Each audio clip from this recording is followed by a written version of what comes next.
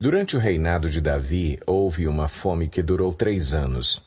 Davi consultou o Senhor, que lhe disse: A fome veio por causa de Saul e de sua família sanguinária, por terem matado os gibeonitas. O rei então mandou chamar os gibeonitas e falou com eles. Os gibeonitas não eram de origem israelita, mas remanescentes dos amorreus. Os israelitas tinham feito com eles um acordo sob juramento, mas Saul, em seu zelo por Israel e Judá, havia tentado exterminá-los.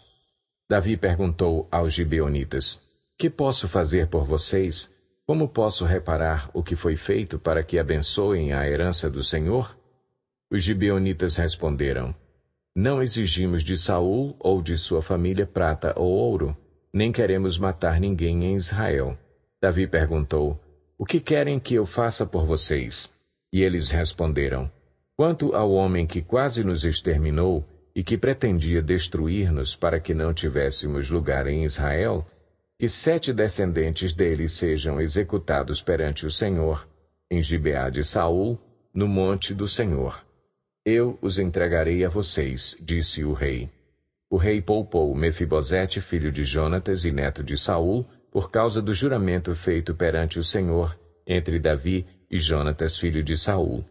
Mas o rei mandou buscar Armoni e Mefibosete, os 2 filhos que Rispa, filha de Aiá, tinha dado a Saul, com eles também os 5 filhos que Merabe, filha de Saul, tinha dado a Adriel, filho de Barzilai, de Meolá.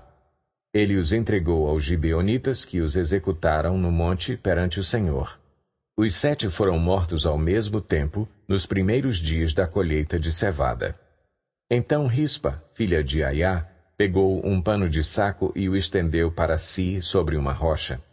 Desde o início da colheita até cair chuva do céu sobre os corpos, ela não deixou que as aves de rapina os tocassem de dia, nem os animais selvagens à noite. Quando Davi foi informado do que Rispa, filha de Aiá, concubina de Saul, havia feito, mandou recolher os ossos de Saul e de Jonatas, tomando-os dos cidadãos de Jabes de Gileade. Eles haviam roubado os ossos da praça de Bet-Seã, onde os filisteus os tinham pendurado, no dia em que mataram Saul no monte Gilboa. Davi trouxe de lá os ossos de Saul e de seu filho Jonatas, recolhidos dentre os ossos dos que haviam sido executados. Enterraram os ossos de Saul e de Jonatas no túmulo de Quis, pai de Saul, em Zela, na terra de Benjamim, e fizeram tudo o que o rei tinha ordenado. Depois disso, Deus respondeu às orações em favor da terra de Israel. Houve ainda outra batalha entre os filisteus e Israel. Davi e seus soldados foram lutar contra os filisteus. Davi se cansou muito e Isbi-Benob, descendente de Rafa, prometeu matar Davi. A ponta de bronze da lança de Isbi-Benob pesava 3,6 kg e, além disso, ele estava armado com uma espada nova. Mas Abisai, filho de Zeruia, foi em socorro de Davi e matou o filisteu. Então os soldados de Davi lhe juraram, dizendo: Nunca mais sairás conosco à guerra, para que não apagues a lâmpada de Israel. Houve depois outra batalha contra os filisteus em Gobe. Naquela ocasião, Sibecai de Uzate matou Safi, um dos descendentes de Rafa.